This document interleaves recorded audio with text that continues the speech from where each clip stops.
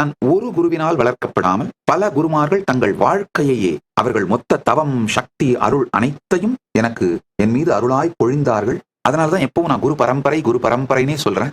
என்னுடைய குருமார்கள் எனக்கு இந்த ஞானத்தை அளித்து, அனுபூதியை அளித்து என்னை உருவாக்கிய என்னுடைய குருமார்கள். அதுல ஒருவர் பாண்டுரங்கனார். சின்ன வயசுல அவர் தான் எனக்கு இந்த சாஸ்திரங்கள் இவைகளை கற்றுக் கொடுத்தார். மாதா விபுதானந்தபுரி அவர்களும் கற்றுக் கொடுத்தார்கள். அண்ணாமலை சுவாமிகளிடமும் சற்று பாடம் கேட்டோம். இவர்கள் எல்லோரும் கூட செய்தார்கள். இதுல பாண்டுரங்கனார் மிக முக்கியமாக இந்த பிரஸ்தானத்திரயங்களை எனக்கு கற்றுக் கொடுத்தார். எனக்கு அவர் பாட்டனாரும் கூட.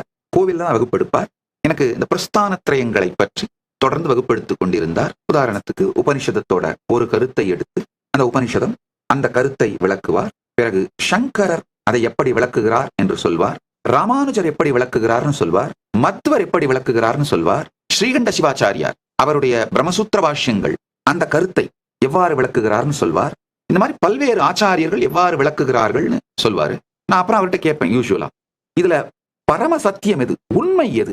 ஒவ்வொரு ஆச்சாரியர்களும் ஒவ்வொரு விதத்திலே விளக்குகிறார்களே, உண்மை எது? அப்போ ரொம்ப தெளிவா சொல்வார், அந்த ஒவ்வொரு ஆச்சாரியருடைய அனுபூதியையும் தான் அவர்கள் சொல்கின்றார்கள். உண்மை எதுன்னு நீ தெரிஞ்சுக்கணும்னா நீ அண்ணாமலையாரை போய் நேரா கேளு. உனக்கு அண்ணாமலையார் எதை காட்டுகிறாரோ, அனுபூதியாக அளிக்கின்றாரோ அதுதான் உண்மை, பரமசத்தியம்.